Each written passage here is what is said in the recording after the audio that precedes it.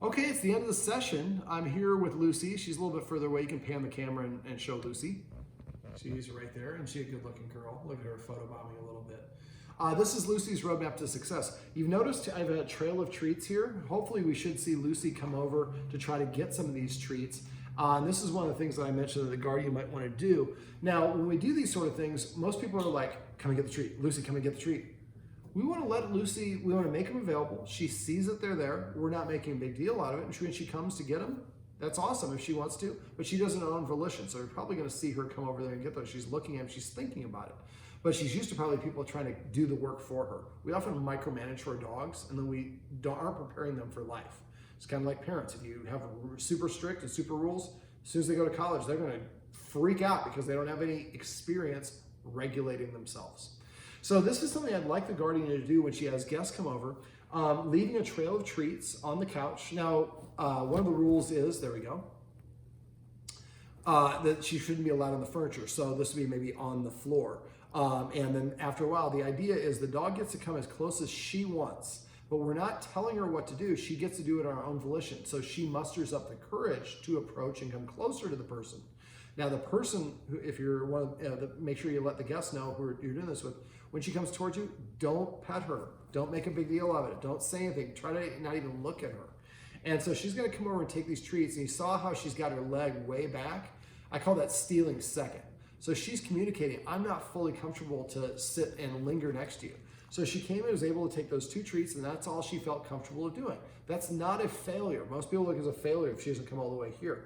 Rome wasn't built in a day. You don't have to have her in the shot for all of it. She's very pretty. I'd like to have her in the shot, but we don't have to have a weird angle. This is just really for you. So basically the idea is, at first she might only come to one cushion, then she might come 2 cushions, then 3 cushions. And this might be the course of several visits. There's nothing wrong with that. But the more that the person ignores her and gives her space, the more confident she's going to be in that person they're listening. Same thing with people petting her. If they want to pet her, they should reach their hand out 90% of the way and stop about 2 or 3 inches in front of her nose. Preferably with your hand. When another animal attacks, they see the bottom of the paw. So preferably you want the back of your hand. So you hold it out here, and if she turns her head or backs away or lowers her head, that's her way of saying, I don't want you to pet me. And the more that that person disengages and stops trying, the more she feels empowered.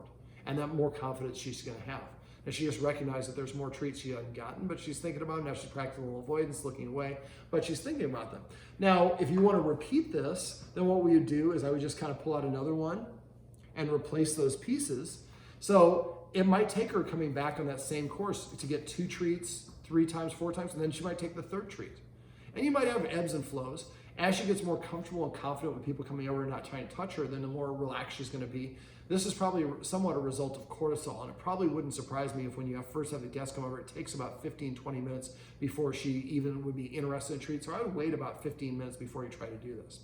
Now, another game that you can do that works really good with dogs that are little socially awkward is to teach them how to play catch. And when we're supposed to try to teach a dog to play catch, we do it this way. We throw 1, 2, and then we throw down 3, and the dog's now looking at it, hits the head, and falls on the ground. So don't go 1, 2, just do 1 throw, and try to make it such a good throw that all the dog has to do is open its mouth and it goes right in the mouth. Say the word catch, whatever the word is you want to use to mean go in the mouth. Now this is best something you do, it'd be harder for you to do. I guess usually I like to do it with 3 people where I just throw 1, and if it hits the nose or it doesn't go in the dog's mouth, I pick it up and we throw it again. So it's easier if you have somebody next to her, but I don't think that's going to work well with you. So you can just do it with yourself on the floor. But this gives her motivation. The only way I can get the treat is by snatching it out of the air. So now she's looking and she's snatching it. Well, this is a wonderful, once she knows how to catch, a wonderful way for her to play a game, an interaction game with a guest. She keeps as much distance as she wants. Engaging with the guest gets her a positive or reward. And it creates a longing to want to get closer and closer. Eventually, she'll come closer and closer to the guest, and then she gets rewarded for doing so.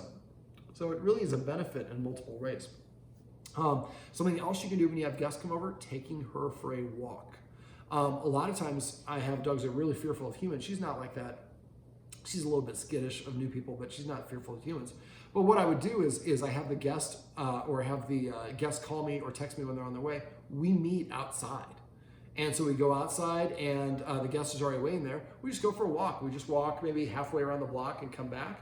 And then the dog's like, well, I have an experience in doing something with this person where it was positive. Distractions, outside there's a ton of distractions, all the sight, sounds, and smells, so the dog can't focus on its fear. Dogs process things by literally moving forward. She likes to walk. So we're accomplishing 3 or 4 positive things that are beneficial for her. And then and there's also a million escape routes. In the house, there's only one escape route. So dogs get nervous about feeling trapped away from that escape route. Well, outside, they're unlimited. So if she gets used to meeting people outside, she's in a good mood, then she comes inside, and the person is ignoring her, not trying to talk to her, pet her, or anything, that's going to make her more wanting to come up and engage with them. And the more that she engages with them and good things happen and she feels empowered to do it, the more likely she is to continue doing that. And after a while, she'll just forget the fact that she used to be reticent about meeting new people altogether. All right, now we started off by talking about exercise.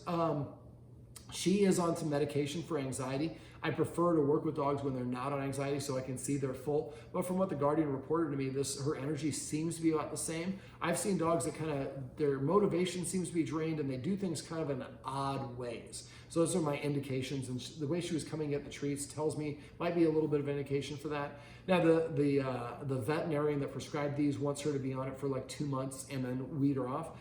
And so I look at using medication, if we do use it, as a Band-Aid or a bridge to get us to where we want to go. Where we want to go is have her be a confident dog and have be a lot of practice about being calm alone and no longer reacting to the triggers. So the video above talks about all that stuff, but exercising her before you practice things, before you have guests come over, taking that excess abundance of energy out of the picture can be very beneficial. Now, she's not super duper high energy, but remember on walking her, use more of instead of thinking duration, distance, think of duration. I'm walking for X amount of minutes and then I'm going to turn around and cross the street, because for a dog, sniffing is more draining to them than physically the locomotion of movement. Now, I have found in my experience, a lot of dogs that are drugged up don't use their nose as much as we'd like them to. So before the snow comes, what I like you to do is get some shredded cheese. She likes cheese. Most dogs like cheese. Yep. Go out there in the yard with her, and when she's got some cheese, give her a little bit, and then put a little bit on the ground. We do this for what we call BAT, or behavior adjustment training, where we're working with dogs that have aggression issues. We want them to promote them sniffing the ground, because sniffing is something they do when they're, it's comforting, it's relaxing, and it also burns energy. And so you see this, she's indicating she took it and she walked away. And so she's kind of communicating, this is how close and how comfortable I am at getting to you at that particular distance. So the idea for the treats, or for the cheese, is to promote sniffing on the ground. And on walks, does she sniff a lot? Mm-hmm. Okay, great. So the reason I mentioned going for duration as opposed to distance is because we try to get back to our house as soon as possible, because that's the end of the walk. But anything that impedes that, we want to stop. So sniffing would be something we would want to disagree with. So you want to let the dog sniff because, like I said, it's very beneficial. So other things the Guardian could do is the doggy stairmaster, get some really high value treats that she likes. From the bottom of the stairs, throw it to the landing. When she's on landing, and have your hand waiting over the edge of the railing. So as soon as she looks at it, drop that treat. So it hits and probably will fall on the floor. She'll hear it, and then she comes down and gets it. Now we come up with a fun word that means go to the bottom of the stairs. I usually like to say Jamaica, Mexico, or something like that, to mean to go down south. And the fact she's laying, and she's not only laying, but she's doing what I call side saddle. Her back legs are out behind her, and she's on her hip. I look at how many steps does the dog have to go through before it can start moving away from me. Velcro kind of threw her off a little bit. So when a dog goes side saddle, that's even more steps. Now, when you hold out a treat, you want to hold it off to your side, not in front, because sideways is more approachable to dogs than front-facing is confrontational. So we're watching her literally screw up the courage to come over. And again, I'm not trying to pet her, and good things are happening every time she comes over. So she's more inclined to want to come back and do it again. Now, if she has what we call efficiency of movement, a lot of twitchiness, snapping her head around, that's often an example of cortisol, the stress hormone in the dog's blood. If that's the case, if you see that she's twitchy like that, or her tail goes up under her legs, those are all indications of insecurity. Remember, anything your dog is doing when you pet it is what you're specifically amplifying. So if I pet a fearful dog, I can make it more fearful, more anxious, aggressive, more aggressive. So when she's nervous or anxious, you can lay your hand on her and let her know I'm here with you, but as soon as you start petting, you're going to amplify it. So, getting back to exercise, the doggy stairmaster, do it with an empty stomach, and and don't say the command word until she gets all the way down here. The landing, we don't say anything because we want it full up and down the stairs. So as she goes down, and when she looks up off the first step of the landing, we'd say Jamaica or whatever the word is, then call her back to the top, give her another treat, and call that one Everest or whatever you want. Go back and count each down up as one. Keep doing it until she's like, you're crazy, but down there too many times. I'm guessing her number, I was before the drugs and all that, I was guessing her number's probably going to be in the 30 to 60 range, but as mellow as she's been, I think it's probably lower than that, but also I think I'm also seeing a different side of her because she's not at her 100% comfortable, confident, because she doesn't know me before. So basically, come up with your maximum number, and you want to try to do the stairs with her 2-3 times a day. Exercise for dogs is best done every 2 to 4 hours because they sleep a lot and they're recharging their batteries. So a walk, treat toss on the stairs. Another way you can do is a snuffle mat, SNUFFLE. You can get them on Amazon or Chewy. It's like a floor mat with tassels or shag carpet on steroids is what it looks like. I would first get her eating her food. Well, I guess she's already there. So basically dump her food in the snuffle mat and kind of shake it around a little bit so she's got to use her nose to find it. It's very stimulating, it's very draining energy-wise, and it will boost her confidence because she's earning that food herself. And then when she gets done, shake all the rest of it out, put it back in the bag, and then put it back up. I wouldn't leave it down because a lot of dogs will start destroying it. And it gets nasty. You can. The nice thing about it, you can wash them in the machine. But this will make her work for her food, which is also something that's going to boost her self-esteem. And for dogs, eating is the most important activity. Now, sorry, it's been a long day. So basically for her, she typically takes a bite of food and then she goes over here and drops it and eats it and comes back and does that. That's kind of an insecurity thing on its own.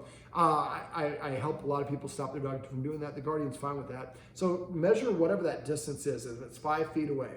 Once she moves past that distance, not with treat, but she just walks away, anything that's left in the bowl, pick up the bowl, dump it empty, put the empty bowl back down. Make sure the empty bowl is down on the ground. And then she doesn't eat again until the next meal.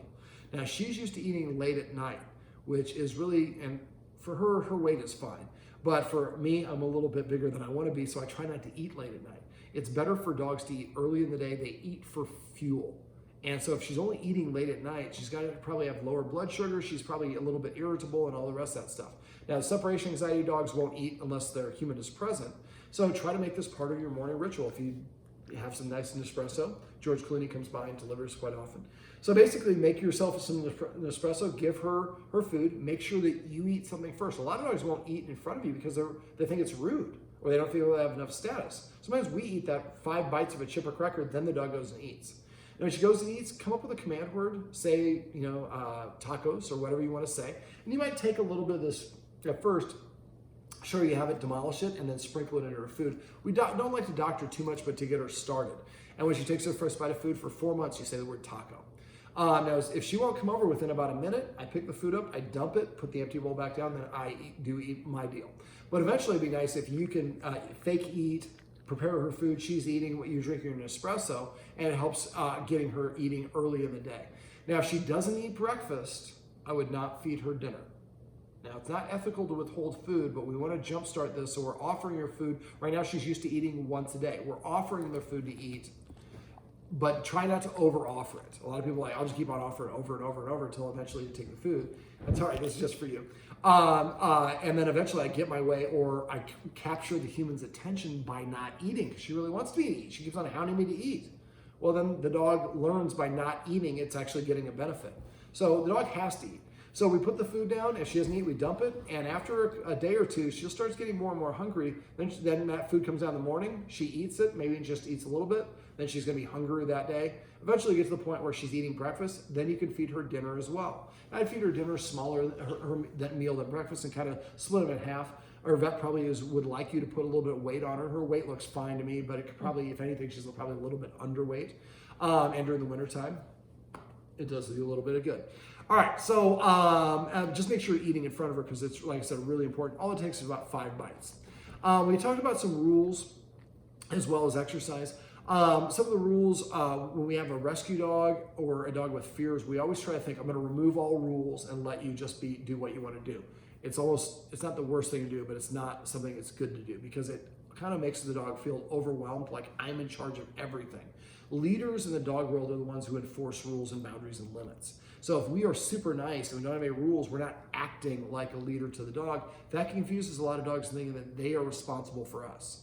Lack of rules means we're peers. She really doesn't have any rules, but then she also gets to tell her human what to do. She goes and nudges her human, and her human dutifully pets her.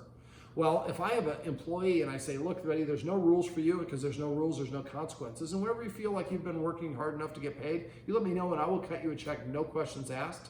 I promise you that guy's gonna think has the best job ever, but he's also gonna be the laziest person working at my company. So he has no motivation to do anything. And so for your dog, I want the dog to start seeing you as the enforcer of rules, not in a heavy or a negative way like we talked about off camera, but because you are the one enforcing the rules, I see you acting like a leader. I can have confidence in your leadership. I have confidence in that you're gonna make sure that the situation is safe. We have to help her build that confidence back. And that's why in the other, I talked about teach her new tricks and commands. I'd like you to try to teach her a new trick and command each week for 8 consecutive weeks. And go to YouTube, find really easy. If you can't find it, let me know. I'm happy to send you some. They don't have to be really hard tricks. Just do a circle, walk around, you call it patrol, whatever it is. But the more that you teach her, the more confidence she's gonna have, and that's gonna help her be able to go potty by herself without having you next to her, or not eating unless you're in the room with her and all the rest, and having separation anxiety. So, all right, so some of the rules, not being allowed on the furniture is number 1, because the higher they sit, the more rank or status they have. Order those X mats, put them on the, and at first you'll have to have 1, 2, 3, 4, 5, you'll probably have to have 6 here. After a month, take one of them out and reposition them. And then next month, take another one out. Eventually you won't have them up here, and she gets out of a habit of getting up here. I'd also, every time she goes here, use passive training. Pet her and say, come up with a name for this dog bed, come up with a name for the other dog bed. Every time she goes there on her own, pet her and say the name, or throw a treat on there when she licks it up, say the command word. Getting back to rules, so other rules that we have at the end of the 90 days or whatever the period of time is she's not on the couch, you can invite her on the couch when you want to, but it should not be for a reward. It should just be for, because I feel like sharing with you, not because you did something else. If you want to reward her, go pet her, play with her, do something else specific as a reward. Don't break a rule as a reward. It's very confusing and frustrating. Another rule would be she has to sit before I let her out the door. Go to the door, I say sit 1 time. If she doesn't sit within 3 seconds, I walk away, sit down nearby, wait for 1 minute. Then I go back to the door and command her again to sit. If she doesn't sit within 3 seconds this time, I walk away for 2 minutes. Next time I walk away and sit down for 4 minutes. Make sure you're seated when you walk away. And keep double length of time. Use your Google or Siri or Alexa or whatever you got to set the timer for you. And eventually, because otherwise it'll go too fast or not fast enough, eventually when you say sit, she will sit and then fly that door open. As soon as the door, I sit, the door opens. So that becomes a command word to make the dog go outside. Now have your jacket handy here because you want to go out with her. We don't want to have her then not want to go out when you open the door. And what you might do is have your jacket on first and you'll be warm. It's all right. And when she does finally, when you open that door, maybe show her you have some warm chicken or whatever and throw it out there. And when she goes out there, come up with a command word that means to go outside. Call it yard, adventure, happy land, whatever you want to call it. At first throw it so she's just at the bottom of the steps. And then you go out with her. So you throw it, and then you walk out. She probably is going to wait for you to go out to see if you're going out. Then she comes down and licks it up, say the word Adventureland. And then kind of let her do her business. Say the name potty when she starts to pee or poop. Have another treat. Crouch down, give her this other treat, and say potty after she potties. Even though she knows how to do it, it's just a nice way of reinforcing, again, this is a positive thing that I really like. And eventually you get to the point where she will be more confident going out there on her own. And because we're basically boosting her overall self-esteem and confidence. And then we have a command word that means go out. When she comes inside, give her another treat or pet her and say the word casa or mansion. So she has a command word to go to either one. Eventually, you'll be able to open the door and just as her confidence go out, she'll go out on her own. Other rules: shouldn't be allowed within 7 feet of a human who's eating. Shouldn't be allowed in the kitchen where we're preparing food. Whenever possible, try to not let her run up and down the stairs ahead of you. If you start going up the stairs, and she recognizes, oh, we're going to bed, and she races ahead of you, turn around quietly, and then as soon as she passes you, and come and sit back downstairs. She gets to the top of the stairs, she's like, now what are you doing? Where'd she go? She comes back, I thought we were going upstairs. Yeah, we are, but as soon as you moved in front of me, that's the leadership position, I lose interest because I'm not your follower. And I'm showing through my actions. As soon as you start leading, I stop following. And so after a while, she'll stay behind you the whole time going up the stairs. That's kind of, again, adjustment of the leader-follower dynamic. Speaking of which, we talked about adding structure to petting her. We think of petting a dog as a positive thing. We'll just pet the dog ad nauseum. Well, anything a dog is doing when you pet it is what you're rewarding. So if you pet a fearful dog, like I mentioned, you'll make her more fearful. Also, if we just give her everything she wants, she doesn't really have to earn anything. It's hard for her to have any self-esteem or confidence when people are she's dependent on everyone else. So next time she nudges you, I want you to pet her with a purpose. She nudges you, tell her to sit. If she's already sitting, ask her to come sit over here or ask her to lay down. She has to do something to change her state in order to earn that affection. And if she doesn't within 3 seconds, does not within 3 seconds, lean back and read some ingredients of the bag of treats, find something else to do. Show her, I got other things going on in my life. I wanted you to make you my number one, but if you don't want to do what I want, I got 22 other things to do. After a while, she'll start missing that attention and be thirsting for it. So eventually she'll come and sit in front of you to prepay for attention. When she does, make sure you pet her under her chin and say whatever the command word is. Sit, obviously, for sit or down. And then pet her as much as little as you want. So what you're saying is when you tell me what to do, nothing happens. But if I tell you what to do and you do it, you get rewarded. So leaders tell, followers ask. When she starts sitting in front of you to prepay attention, that shows that she's starting to shift into that follower's mindset. Now, you're single, so if you do have friends come over, make sure you tell them, hey, if you see me petting the dog without the dog doing something, say paycheck to me. That means I should stop petting, tell the dog to sit, and then pet it for sitting if it does. And then it's just a nice way to keep you on track. Because you're single, I've had a lot of clients who put little Post-it notes in different places in the house so you can kind of give yourself a visual aid. I have one other woman, she was just like, I don't know how she did it, but she told Siri to randomly tell her throughout the day. Anytime I'm at home, I want you to pick a time and then give me an alert. Another client couldn't figure that out. I just said at different times. They had like 8 alarms. Remember to pet with a purpose. After a while, you get in the habit of doing it. And once you do, every time you pet your dog, it becomes that micro dog training session that boosts her self-esteem, increases her respect for you as an authority figure, and helps her practice that sitting is a good thing. We also talked about passive training. Passive training is waiting for her to organically offer you the behavior you want. Every time she stretches, pet her and say stretch. Every time you can say yawn if you want. Every time she takes her first bite of food, taco, call it margarita or whatever you want to call it, or not margarita. Yeah, margarita or whatever you want if you're going for the Spanish tip. When she takes a drink of water. Every time she comes to you, pet her and say come. Every time she sits, pet her and say sit. Every time she lays down, down. She goes outside, inside. When you put her leash on, call it uniform or dress up. Get in the bed, call it slumberland or whatever it is. The more of these words that we can assign, but we're waiting for her to do them. I'm not saying, look, I got a treat, I'm going to give you this. We just wait. When she does it on her own volition, that's when we pet her. Remember, when you're petting her, if all things are equal, pet her under her chin. Avoid at all costs reaching over her head. And then just remember something I was going over earlier. I lost my train of thought, and I'm going to go over in a sec. And then you can pet her anywhere you want, but just try to avoid petting on top of the head. Try to prefer, if all things are equal, pet her under the chin to facilitate that nose-up orientation. Now, what I was talking about that I just remembered is I have a lot of dogs who are struck by people, and so a hand going over their head kind of caused them to cower. We showed her a targeting exercise. And practice that one about 5 times a day or more.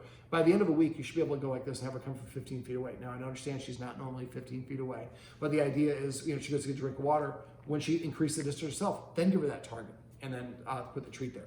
But for a lot of, when we started doing that, she started ducking or she started looking in that direction. Now, she won't look in the direction after a while, but if you want to stop her from the cowering, what I usually do is I give them a treat, and while she's chewing on the treat, the first time I let her chew it a couple times. You want to smash it, so she's got to chew on it 2 or 3 bites. Another treat, do about 3 treats. Then the 4th one, while she's doing it, I pull up my hand and I go like this. I'm not coming closer. I'm just getting used to my hand being up and a little bit of movement. And I do that for about 3-5 treats until she's not really looking anymore. Then I do another one where I'm going like this, moving it slightly towards her, just slightly. And eventually I go further and further and over the head, but we're delivering this treat at the same time. So instead of cowering or flipping her ears back, she's kind of looking at it. It's just like, oh, you've done it like 183 times. It's never hurt me. This means I'm getting a treat. I like it when I get a treat. And so that way we get her to feel more comfortable and stop that insecure body mechanic. Now, if you ever go to pet her and she lowers her head, stop petting her. That's a way of saying, I don't like that action. Now, she's not doing it consciously, but it's a self-conscious, or it's an unconscious thing. But eventually, dogs will learn. So as I duck my head, she stops petting. Well, then I'll stop ducking. And then we have that nose up, and that's what we're looking for. Remember to use only the command word. The dog can learn up to 83% faster if you say just sit, not good sit, not Lucy sit, not what a smart dog you are, you sat down, just sit. And also they hear inflection. So sit and sit are different command words. Now if the dog knows a command, I say the word twice. So if this is Lucy, I say sit during the command stage to tell her what to do. If she complies, I'd reach over, pet her under her chin, and say sit a second time to put it in context. This is why I'm petting you. You sat down, I'm tickling you under her chin, and you heard the word sit. After enough repetition, like I said, she's gonna start prepaying for that. Most of us do a really poor job of communicating what our dog can do to make us happy. These are great ways. Petting with a purpose and passive training are great ways to make that very clear through our actions. All right, anytime she's reacting to anything, let her move away. She's doing a great job. When she does move away on her own, come up with a funny word that means vacation or holiday or break or something. You probably have a word that you use at work for people, PTO. You call it PTO. That's kind of a funny one. So every time she goes away, remember, that's a positive thing. And that's why we tell everybody when you come over to pet her, if you reach and stop in front of her nose and she moves away and you pull back, don't be bummed that you didn't get a pet her. Tell yourself, man, I just helped that dog. So tell your friends, actually, I know it sounds crazy, but you actually are helping her because that's building up her confidence. People who are, I hate to say it, like a rape survivor, they have flashbacks and PTSD, all sorts of stuff. Sometimes it's just being alone. There's a woman I know that went through this. She was like, you're the first man that I've been alone in a room with and not panicked about forever because I was worried about my dog.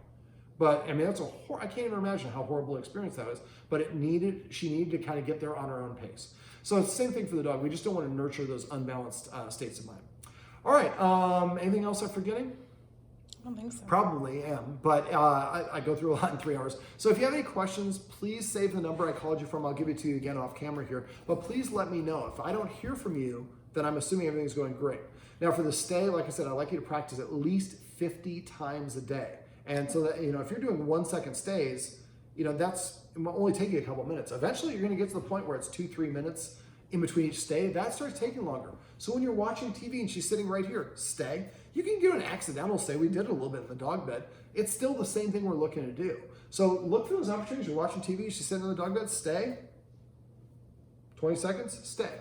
And remember, start it and stop it each time and keep that hand. One last little thing is you were putting your hand pretty close to her face. So my guide is I usually try to keep it where my elbow is to have more distance. Remember, always the treat first, the command word afterwards. All right, we got cut off a little bit early, but remember, everything you do trains your dog. Only sometimes you mean it.